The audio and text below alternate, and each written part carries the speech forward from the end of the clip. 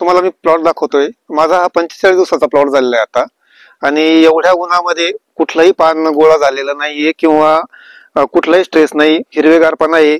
आणि बऱ्याच मित्रांचे कॉल आलेले मला का माझा प्लॉट गोळा झाला, पूर्ण डॅमेज झालेला आहे। तुम्ही बघू शकता सेटिंग वगैरे फुलांची, तर एका एका 8-8, 10-10 बंच पूर्ण लागलेले, कुठलीच अडचण आलेली नाही। सरांच्या मार्गदर्शनाखाली हा प्लॉट आहे। आणि ज्या वेळेस मला मित्रांनी विचारलं की कुठली व्हरायटी, मी सांगितलं 6242। मला मित्र बोलले अरे पूर्ण ती प्लॉटच गोळा होऊन जातोय, दुसरी लावायची। पण मी सरांच्या मार्गदर्शनाखाली पूर्ण नियोजन केलेलं आहे आणि प्लॉट तुम्ही बघू शकता।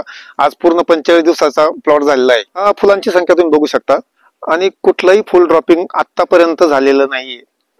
नमस्कार शेतकरी मंडळी, कसे आहात आपण? मजेत ना? असायलाच पाहिजे। मित्रांनो, आशा करतो आपण सर्वजण मजेत आहात आणि आजच्या या व्हिडिओला सुरुवात करतो। आज आपण सोनजाम, तालुका दिंडोरी, जिल्हा नाशिक येथे आलेलो आहे। या ठिकाणी प्रॉपर एवढ्या टेम्परेचर मध्ये एक टोमॅटोचा प्लॉट तयार करण्यात आलेला आहे आणि हा प्लॉट जो आहे खरंच पाहण्याजोगा आहे। आणि थोडक्यात पावसाळ्यात ज्या पद्धतीने आपण प्लॉट तयार करतो त्या प्लॉटला लाजवेल असा हा प्लॉट आज रोजी दिसून येतो आहे। मागच्या वर्षीच्या तुलनेत यावर्षी थोडं टेम्परेचर जास्त आपल्याला अनुभवता येतो आहे आणि त्या वाढत्या टेम्परेचर मध्ये सुद्धा हा जो प्लॉट आहे तो खरंच अति सुंदर असा तयार झालेला आहे। तुम्हाला मी हा जो प्लॉट आहे पूर्ण प्लॉट सुद्धा दाखवणार आहे। आणि खऱ्या अर्थाने आज आपण प्रगतशील शेतकरी श्री प्रकाश जाधव यांच्या मळ्यात आलेलो आहे आणि प्रत्यक्षात त्यांनी हा जो काही प्लॉट तयार केलेला आहे ते कशा पद्धतीने आणि त्यांनी कोणते परिश्रम घेतलेले आहेत हा प्लॉट डेव्हलप करण्याकरिता, तर ते सुद्धा आपण जाणून घेणार आहोत। नमस्कार, मी मारुती जाधव आणि आपण पाहतात शास्त्रबद्ध शेती हा आपला आवडता युट्यूब चॅनल। नमस्कार, माझं नाव प्रकाश जाधव, सोनजाम, तालुका दिंडोरी, नाशिक। आज रोजी हा जो काही आपला प्लॉट आहे तो किती दिवसाचा झालेला आहे आणि कोणती व्हरायटी? व्हरायटी ही 6242 सिजेंटा कंपनी। अच्छा। लागवडीची तारीख आहे 25 फेब्रुवारी 2025 आणि आज रोजी आज तारीख आहे 10 एप्रिल 2025। आज प्लॉट 45 दिवसांचा प्लॉट झालेला आहे सर। बरोबर। तर 45 दिवसाचा हा प्लॉट झालेला आहे। खऱ्या अर्थाने आपण वेगवेगळ्या परिसरामध्ये फिरत असताना आपण असे काही प्लॉट पाहतो आहे जे की जवळपास 30 दिवसाचा असेल, 40 दिवसाचा असेल आणि त्यामध्येच तो पूर्णपणे गोळा होऊन प्लॉट डेव्हलप होताना बिलकुल दिसत नाही। मग त्या कंपॅरिझन मध्ये जर आपण विचार केला तर खरंच हा प्लॉट खूप सुंदर तयार झालेला आहे। तर याच्या मागची थेअरी काय आहे?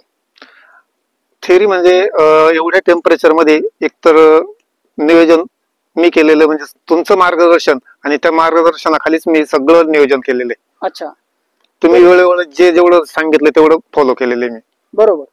तर थोडक्यात आपल्या मार्गदर्शनाखाली तुम्ही प्लॉट तयार केलेला आहे। हो, नक्कीच। परंतु हा प्लॉट डेव्हलप करत असताना खऱ्या अर्थाने तुम्हाला जी समस्या आलेली आहे ती कोणती आली यावर्षी? पानं गोळा होणे टेम्परेचरमुळे। बरोबर। पण तुमच्या प्लॉट मध्ये तर पानं गोळा वगैरे दिसत नाही। नाही, तुमचं मार्गदर्शन वेळोवेळी भेटलं मला आणि ते मार्गदर्शन मी वेळोवेळी फॉलो केलेलं आहे। बरोबर।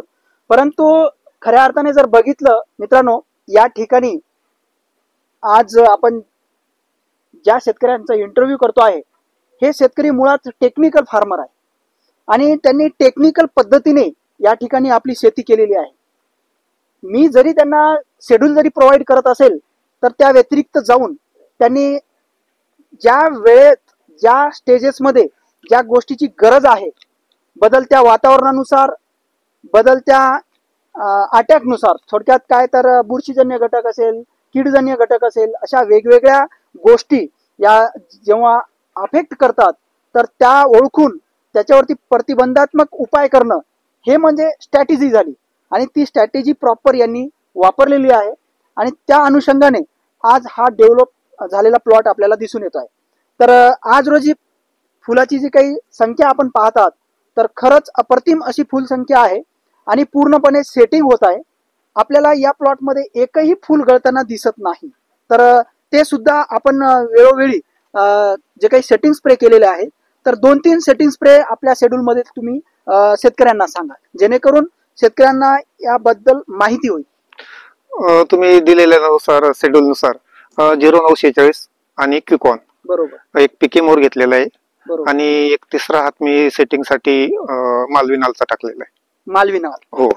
तर असे 3 सेटिंग स्प्रे या ठिकाणी तुम्ही सांगितलेले आहे.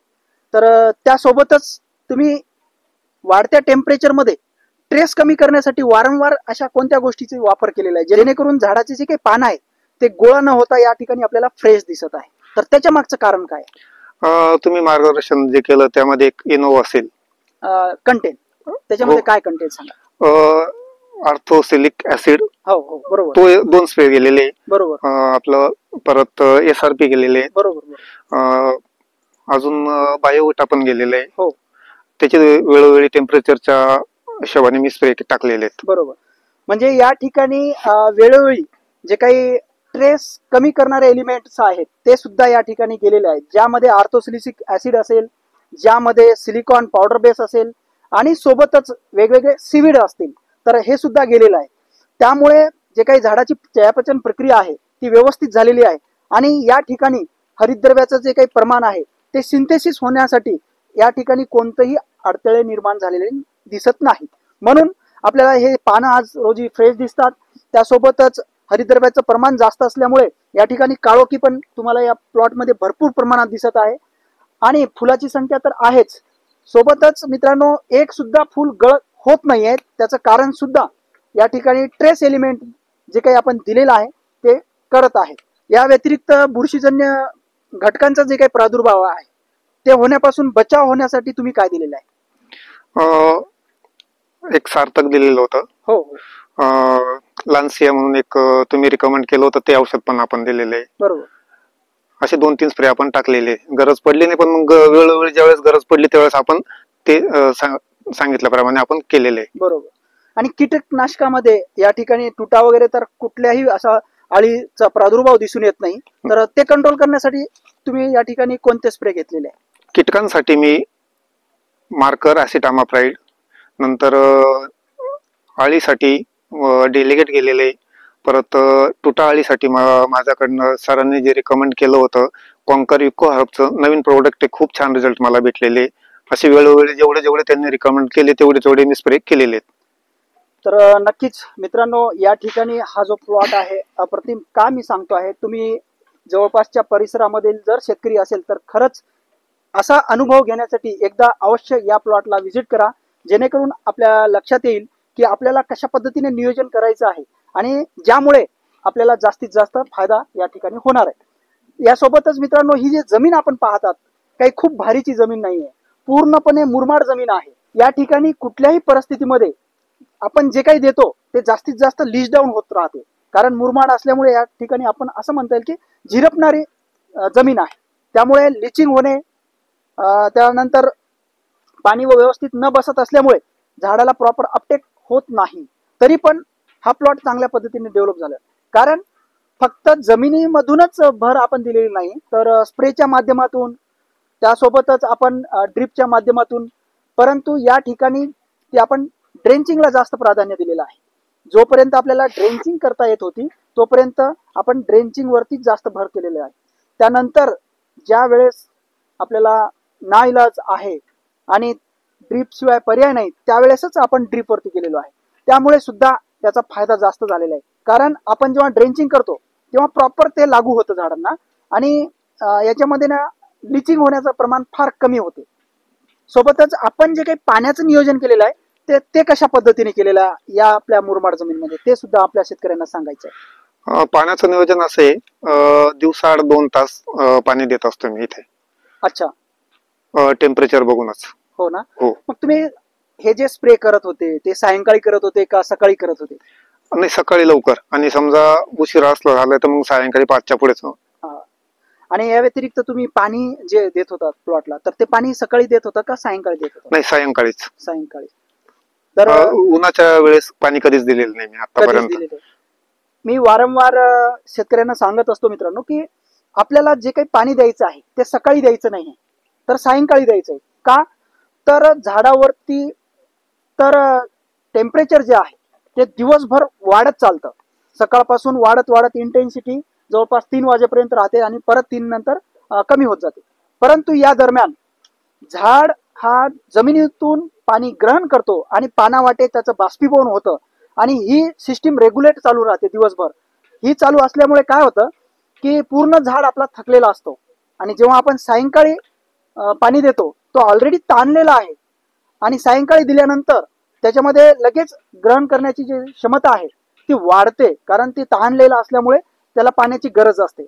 आणि दुसरी गोष्ट म्हणजे या ठिकाणी आपण जर सकाळी पाणी दिलं तर आपण मल्चिंग जे टाकलेलं असतं त्याच्यामध्ये वाफा तयार होतात. जसं आपण पाणी उबाळतो आणि उकळल्यानंतर जे काही वाफा तयार होतात त्या पद्धतीनेच जर मल्चिंग पेपरमध्ये पाणी असेल आणि वरतून टेम्परेचर पडत असेल तर या ठिकाणी वाफा तयार होतात आणि त्यामुळे जे रूट झोनचं टेम्परेचर आहे झाडाचं ते वाढतं, थंड नाही होत. परंतु तेच आपण सायंकाळी दिलं तर टेम्परेचर या ठिकाणी पूर्णपणे कमी होतं आणि झाडाला प्रॉपर ते मेंटेन करण्यासाठी सुद्धा मदत होतं. म्हणून आपल्याला सायंकाळी पाणी द्यायचं आहे.